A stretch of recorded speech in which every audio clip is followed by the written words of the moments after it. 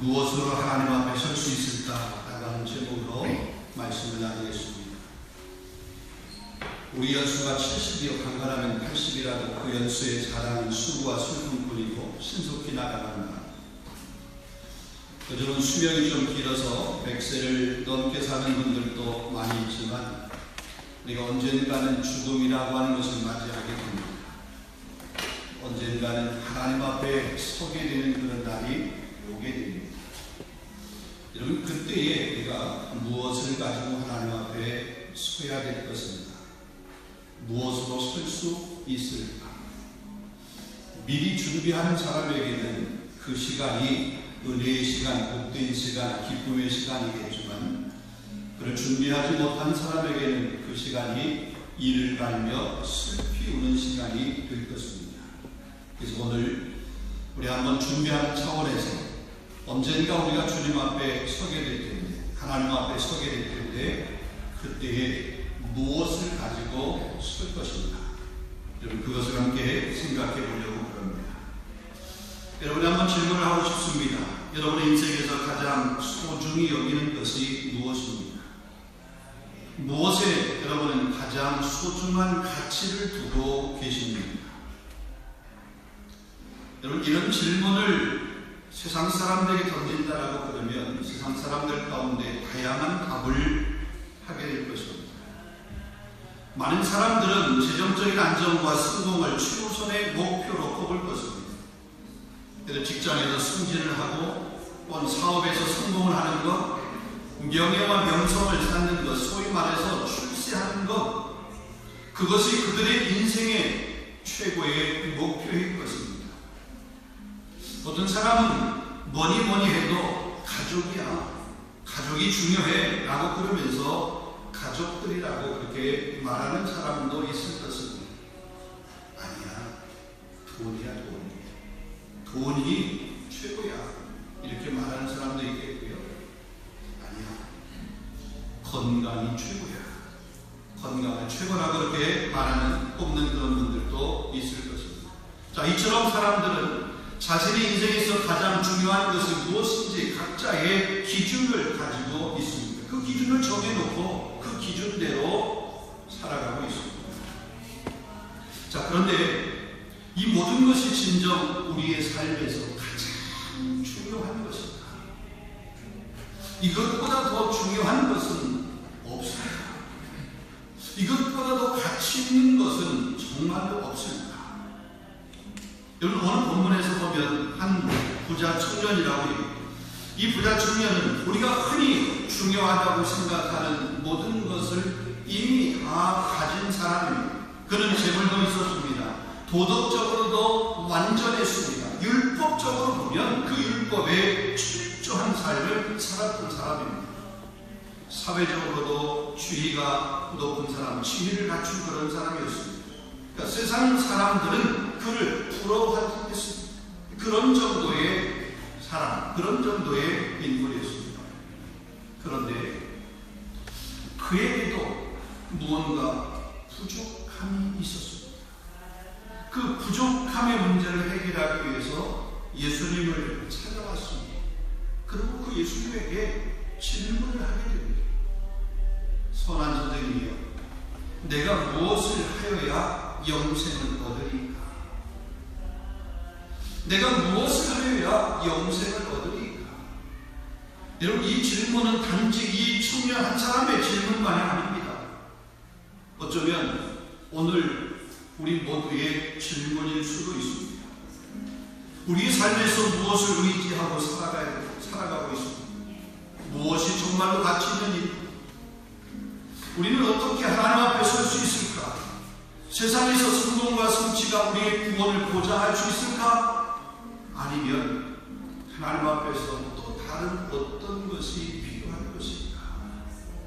이런 궁금증, 이런 의문을 오늘 이 본문이 우리에게 주고 있습니다. 그래서 오늘 이 부자 청년의 이야기를 통해서 하나님 나라의 진리를 깨닫고 우리가 무엇을 내려놓아야 하는지, 아니 무엇으로 하나님 앞에 서야 하는지에 대해서 함께 한번 생각해 보려고 합니다.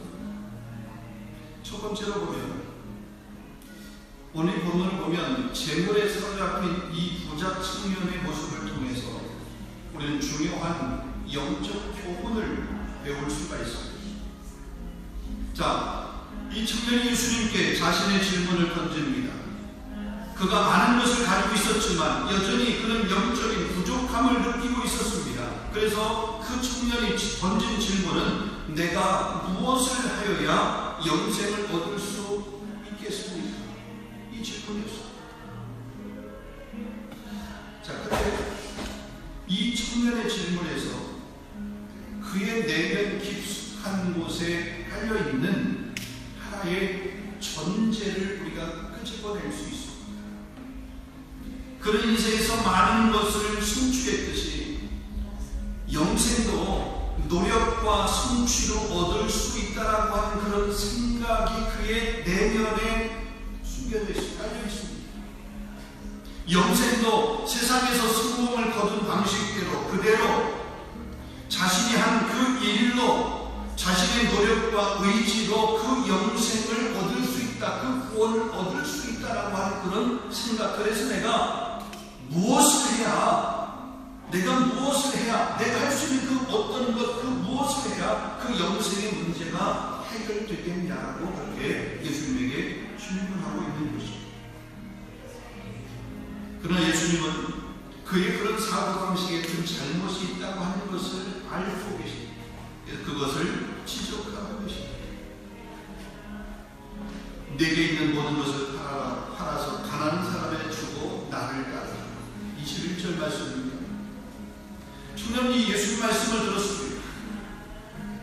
예수님께서 그 질문에 답을 해주셨습니다. 그랬더니 이 청년이 슬픈 기색을 하며 근심을 하며 떠나갔습니다. 자신의 문제가 해결하고 자기의 질문, 자기의 궁금증, 자기의 문제를 해결하기 위해서 와서 예수님 앞에 질문했어요. 예수님께서 그 질문에 대한 대답을 하셨어요. 그랬더니 슬픈 기색, 근심했어요. 그러고 그냥 돌아서 가버렸어요. 문제 해결하려고 왔는데 문제가 해결을 받으려고 그렇게 질문을 던졌는데 답을 얻었는데 돌아가고. 여러분 왜 그랬을까요? 22절 말씀 보게 되면 그 사람은 재물이 많은 거로 그 재물이 너무 많았기 때문에 그렇습니다. 하지만 진짜 문제는 재물이 많고 적응이 아닙니다. 예수님의 이 말씀은 단순히 그 재물을 나누라, 재물을 다른 사람에게 주라 이런 의미가 아닙니다. 예수님께서 그렇게 말씀하신 것은 그 청년이 지금 의지하고 있는 그 재물에 대한 그의 집착, 그 재물, 그것을 꿰뚫어 보시는 것입니다. 문제는 그가 단순히 부자라고 하는 사실이 아닙니다. 그가 그 재물을 의지하고 있었던 것이 문제입니다. 청년은 이 재물을 수리했고 그 재물이 그의 정체성과 그의 안정감을 형성했습니다. 여러분 돈이라고 하는 것, 여러분 돈 자체가 문제는 아닙니다. 여러분 부자가 다 잘못된 것이 아닙니다. 주님의 일을 하려고 그래도 물질, 재정, 돈이 필요합니다. 여러분 이번 주에 이제 내일 모레부터 에즈마야 성경 캠프를 하게 됩니다. 영국에서 여덟분의 선생님들이 오시게 되고 우리 선생님들뿐만 아니라 또 파리에 있는 몇몇 교회에 합력하고 또 우리 주일학교 아이들, 다른 교회 아이들 합력해서 이번 캠프를 하게 됩니다. 돈 없으면 못해요. 영국에서 오신 분들에게도 그들의 수고에 대한, 섬김에 대한 그런 사례를 우리가 해야 되잖아요. 오시면 그들을 채워야 되잖아요. 그들을 먹여야 되잖아요. 이달 말에 다음 달 초에 우리가 전교인 수련하잖아요. 전교인 수련에 좋은 장소가 준비되어 있는데 그 장소 그냥 우리가 사용할 수 있습니까? 아닙니다. 재정 돈을 지출해야 됩니다. 주님의 일, 교회 일이라고 하는 것이 돈 없이 되는 아니에요. 돈 필요합니다.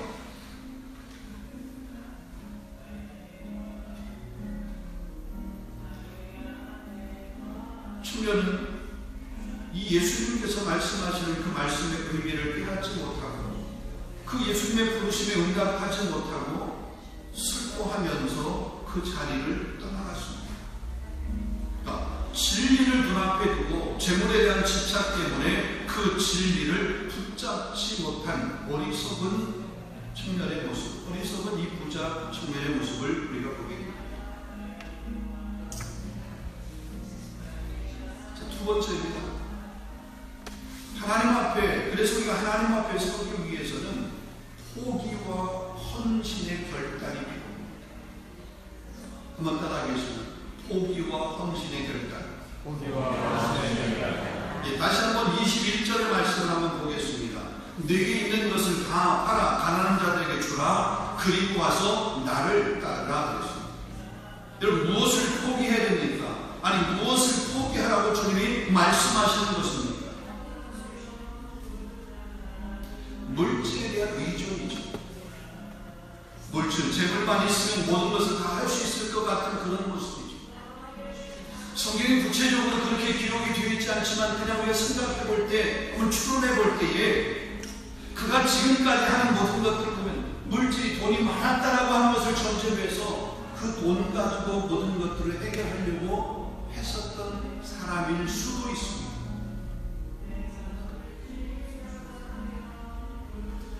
여러분, 물질의 마음이 붙들리게 되면 하나님을 온전히 따를 수가 없습니다. 여러분, 마태복음 6장 24절 말씀 보면 한 사람이 두 주인을 섬기지 못할 것이니 혹 이를 미워하고 저를 사랑하거나 혹 이를 중히 여기고 저를 경히 여기리라. 너희가 하나님과 재물을 겸하여 섬기지 못하리라 말씀했습니다. 여러분, 우리는 반드시 하나님을 섬기거나 아니면 재물을 섬기게 됩니다. 여러분, 섬긴다라고 하는 그런 표현은 그 대상이 우리 삶의 중심에 있다라고 하는 것을 의미합니다. 이것은 단순히 재물이나 하나님을 생각하는 그런 정도가 아니라 그 대상이 우리 삶의 주인이 되고 그것에 지배를 받고 통치, 다스림을 받는 위치에 우리가 있게 된다는 거죠. 재물, 그것이 내 삶의 주인, 중심이면 내가 그 재물, 물질의 통치, 지배, 다스림을 받게 되는 거죠. 하나님이 주인이면 하나님의 통치, 하나님의 다스림, 하나님의 지배, 하나님의 말씀 앞에 우리가 다스림을 받게 되는 거죠. 그러면 성경은 우리에게 하나님이 우리의 유일한 주인 되신다고 하는 것을 말씀하고 있습니다. 예수님께서 우리를 위해서 생명을 주셨고 우리의 죄를 사하시며 구원을 이루신 분이시기 때문에 그분만이 우리의 주인이 되어야 됩니다. 만일 재물이 우리의 마음을 지배하고 있다고 하면 우리는 결국 그 재물을 의지하고 그 안에서 안전과 행복을 찾으려고 할 것입니다. 그러나 이것은 궁극적으로 헛된 것입니다. 이런 재물이 영원할 것 같죠. 놀라운 진리는 재물은 영원하지 않다. 물질은 영원하지 않다. 그러나 하나님은 영원하십니다. 할렐루야. 물질은 영원하지 않다. 하나님은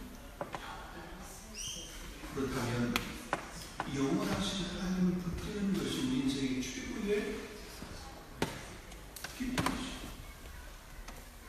최고의 행복이죠. 근데 사실 우리가 그렇게 못하는 것이 아니라 그걸 포기하는 게 쉽지 않죠. 그래서 오늘 예수님께서 말씀하셨습니다. 그걸 포기하라. 또 다른 포기는 본문 20절 말씀 보겠습니다. 그가 여쭤오되 선생님이요, 이것은 내가 어려서부터 다 지켰다.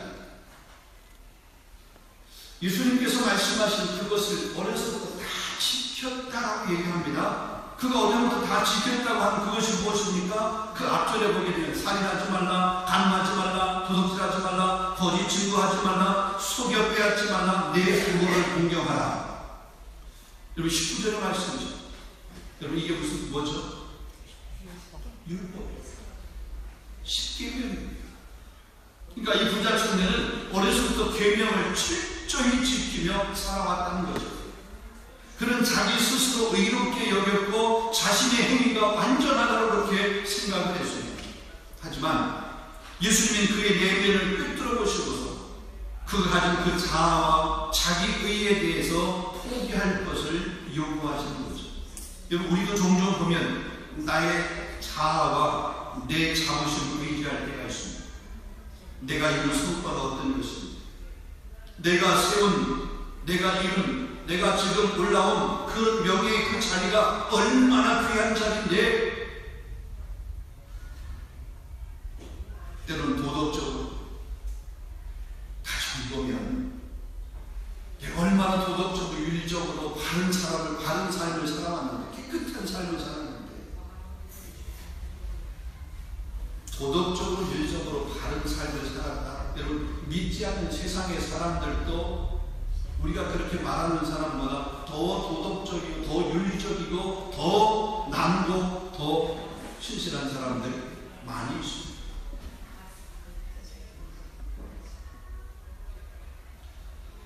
여러분 하나님 앞에서는 이런 자랑, 이런 의의 아무런 의미가 없습니다. 하나님께서 요구하시는 것은 그냥 겸손한 마음, 자신을 내려놓는 것, 이것까지 포기할 수 있는 그런 용기, 그런 결단이 있어야 된다는 거죠.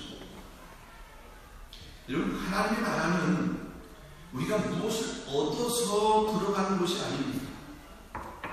오히려 우리의 것을 내려놓아야 돼요. 본질상 진노의 자리인 우리가 뭔가 우리 안에 채우려고, 우리 안에 붙들려고, 우리 안에 담으려고 했던 그런 것들을 내려놓아야 그래야 들어갈 수 있는 게 하나님의 나라예요. 근데 우리는 뭐예요? 자꾸 그거 붙들려고, 자꾸 그거를 잡으려고. 하나님의 나라에 들어가기 위해서 우리가 가진 것을 다 내려놓고 예수님을 따르는 결단이 필요합니다. 그래서 포기해야 할 것은 포기하고 주님을 따르기를 온전히 결단할 수 있는 저와 여러분 될 수 있기를 주님의 이름으로 축원합니다. 그렇다면 이게 불가능한데 우리 의지적으로 우리 능력으로 그 하나님의 나라 이 들어가는 것들이 불가능한데 그 우리는 영원히 그걸 할 수 없느냐? 그렇지 않아요. 세 번째 보게 되면 사람으로서는 불가능하지만 하나님께는 모든 것이 가능합니다. 아멘. 자, 예수님께서 부자 청년과의 대화를 마치시고 이제 제자들에게 말씀합니다. 하나님의 나라가 부자가 하나님 나라에 들어가는 것이 얼마나 어려운지 너희가 아느냐? 예수님의 이 말씀은 제자들에게 충격을 받았습니다. 이런 당시 문화 안에서 부요함이라고 하는 것은 하나님의 축복으로 여겼습니다. 부요함. 그럼 지금도 마찬가지입니다. 부요함. 예수 믿는 사람들 가운데도 보면 부요함, 하나님의 축복이라고 그렇게 단언해서 단정해서 말하는 것들이 많이 있습니다. 재물은 하나님의 은혜를 받은 증거로 이해되었고 따라서 부자라고 그러면 당연히 하나님의 은혜를 많이 받은 사람, 하나님의 복을 많이 받은 사람이기에 그런 사람들은 반드시 천국에 들어가 하나님 나라에 들어갈 것이다. 아니 하나님 나라에 들어가는데 유리할 것이다 라고 그렇게 생각을 했습니다. 하지만 오늘 본 말씀 보면 예수님의 설명, 예수님의 말씀은 사뭇 다른 것을 보게 됩니다. 낙타가 바늘기로 나아가는 것이 부자가 하나님 나라에 들어가는 것보다 쉬우니라. 여러분 이는 상징적인 표현이지만 분명히 불가능한 일을 가리키는 말씀이죠. 낙타가 바늘기로 나갈 수 없는 것처럼 인간의 능력과 공로로는 하나님 나라에 들어갈 수 없다. 하나님 나라에 들어가는 것이 불가능하다. 이것을 지금 강력하게 선포하고 있는 것입니다. 그러자 제자들은 이 말씀을 듣고 더 큰 혼돈에 빠집니다. 그러면 누가 구원받을 수 있습니까? 아니, 낙타가 바늘 끼러 나가는 것, 낙타가 바늘 끼러 들어가는 것, 이것보다 그게 불가능한 일인데, 그것보다 더 힘든 것이 부자가 천국에 들어가는 것이라고 했는데, 아니 그러면 누가 구원받느냐 이거야. 여러분, 이 질문은 예수님의 제자들만이 질문이 아니라 오늘 우리도 질문하는 질문일 수 있습니다. 구원이 이렇게 어려운 것이라고 그러면 도대체 누가 구원을 얻을 수 있겠느냐? 우리가 할 수 있는 일은 아무것도 정말로 없는 것이냐?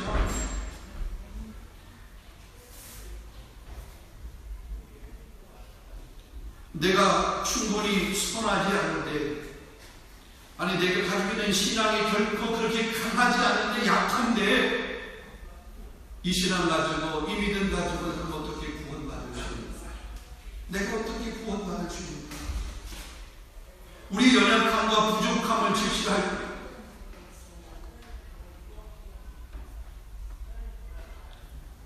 우리는 구원이 얼마나 어려운 것인가 라고 하는 것을 실감합니다. 그러나 오늘 예수님께서는 이 질문에 단호하게 이렇게 대답을 하십니다. 사람으로서는 할 수 없다. 그러나 하나님으로서는 능히 할 수 있습니다. 아멘. 사람으로서 할 수 있다. 구원이라고 하는 것은 사람의 어떤 능력을 가지고, 사람의 어떤 공적을 가지고, 지금까지 쌓아왔던 그 재물을 가지고, 이것 가지고 하나님 나라에 들어가는 것이 아닙니다. 그것이 하나님 나라에 서는, 하나님 앞에 서는 기준이 아니다. 우리 어린이들의 찬양 가운데 이런 찬양이 있습니다. 돈으로도 못 가요, 하나님. 힘으로도 못 가요, 하나님. 무엇을 한다는? 믿음으로 가는 나라, 하나님. 아멘. 우리 어린이들, 우리 귀한 어린이들 옆에서 우리 예배하고 있지만, 어린이들 때 이런 찬양들은 어린이들에게 신앙이 얼마나 중요한지. 오늘 이 본문의 말씀을 어린이들에게 우리 어렸을 때 그 찬양을 통해서 우리는 이미 그거를 교육받았어요. 우리 애지마야 이번 주에 캠프를 하게 됩니다. 예년보다는 더 많은 참여가 있을 줄 알고, 우리 교회 공동체에서 하다 보면 좀 협소하고 그래서 좀 더 넓은 공간, 큰 공간에서 하자라고 해서 좀 다른 교회에서 얘기하고 하는데, 실상은 보니까, 뚜껑을 열어보니까 우리 교회가 대부분 참석하고 외부에서의 참여는 그렇게 많지 않아요. 제가 이렇게 깨달았어요. 아무리 좋은 것,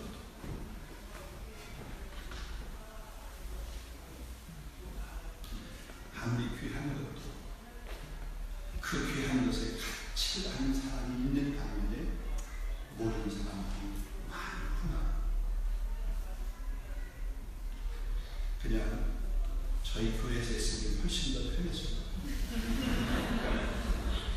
우리 선생님도 편하고 우리 부모님들이 오셔서, 왜냐하면 저희 교회 아이들이 대부분 참석을 다 합니다. 우리 선생님들도 우리 부모님들 오셔서 옆에서 이렇게 좀 보기라도 하고 좀 거들기도 하고 쉽게 할 수 있잖아요. 이제 다른 교회 장소를 하다 보니까 이것도 조금 저것도 눈치를 봐야 되고 불편함이 있어요. 분명한 것은 그럼에도 불구하고 우리 아이를 위한 그런 신앙의 교육, 다른 교육은 멈출 수 없다. 멈춰서는 안 된다는 거죠. 사람으로서는 할 수 없으나 하나님으로서는 그렇지 아니하니 하나님으로서는 다 하실 수 있느니라. 오늘 27절의 말씀. 이것이 바로 은혜의 기준. 우리의 능력과 우리의 노력으로는 구원을 얻을 수 없지만 하나님께서는 가능하게 하십니다. 구원은 결코 우리의 성취나 어떤 자격으로 얻는 것이 아닙니다. 그것은 오직 하나님의 은혜로 주어지는 것입니다. 사랑하는 성도 여러분, 구원의 여정은 우리의 능력이나 자격을 포기하는 여정입니다. 들고 쌓고 그럴 것이 아니라 포기하고 결단하는 여정이라는 거죠. 우리는 스스로 아무것도 할 수 없지만, 아니, 우리는 스스로 아무것도 할 수 없다라고 하는 것을 인정을 해야 됩니다. 우리는 죄인이며 우리 힘으로는 하나님 앞에 설 수 없다라고 하는 것을 인정을 하고 그걸 고백할 수 있어야 됩니다. 그럴 때 놀랍게도 바로 그 순간에 하나님의 은혜가 우리를 붙듭니다. 하나님께서는 우리가 할 수 없는 그런 일을 하나님께서 이루십니다. 그래서 하나님께서는 불가능한 일이 없는 그 불가능을 가능으로 바꿔주십니다. 이 은혜의 기적은 우리에게 결단이라고 하는 것을 요구합니다. 우리는 자신의 의지와 성취에 대한 그런 의존을 내려놓아야 됩니다. 우리의 구원이 오직 하나님의 은혜에 달려있다라고 하는 사실을 깊이 받아들여야 됩니다. 그래서 우리의 삶의 주권을 하나님 앞에 맡기고 예수 그리스도를 전적으로 신뢰해야 됩니다. 말씀 내주려고 합니다. 성도 여러분, 여러분은 무엇을 의지하고 계십니까? 여러분의 재물입니까? 여러분의 성취와 여러분의 능력입니까? 여러분이 그동안 그렇게 지켜왔던 여러분의 그 자존심, 그것입니까? 아니면 하나님의 은혜입니까?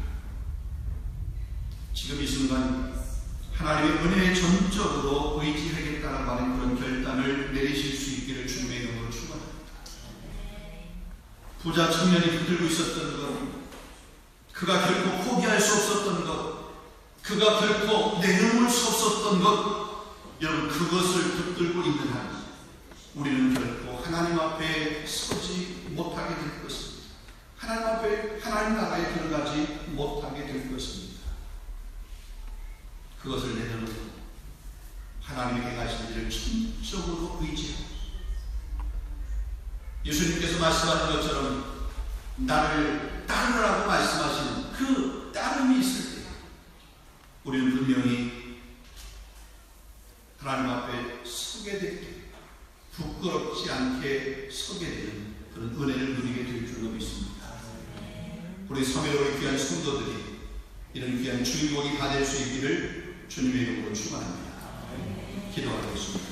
거룩하신 아버지 하나님, 우리가 이 땅을 살아가면서 우리 삶에서 결코 포기할 수 없는 것들, 아니 우리가 꼭 붙들고 우리가 소유하고 싶고 우리가 누리고 싶고 우리가 자랑하고 싶고 갖고 싶은 것들이 참 많이 있습니다. 하나님, 그러나 그것이 정말 하나님 앞에 서게 되는 그 마지막 날에 꼭 필요한 것인지, 그것이 꼭 필요한 절대적인 것이 아니라고 그러면 그것에 소망을 두는 우리가 아니라 그 마지막 날에 결코 포기할 수 없고 그 마지막 날 그것 없으면 하나님 앞에 설 수 없는 그 하나님의 은혜, 이것을 붙들고 살아갈 수 있는 우리 모든 성도들이 될 수 있도록 하나님 인도하여 주시옵소서.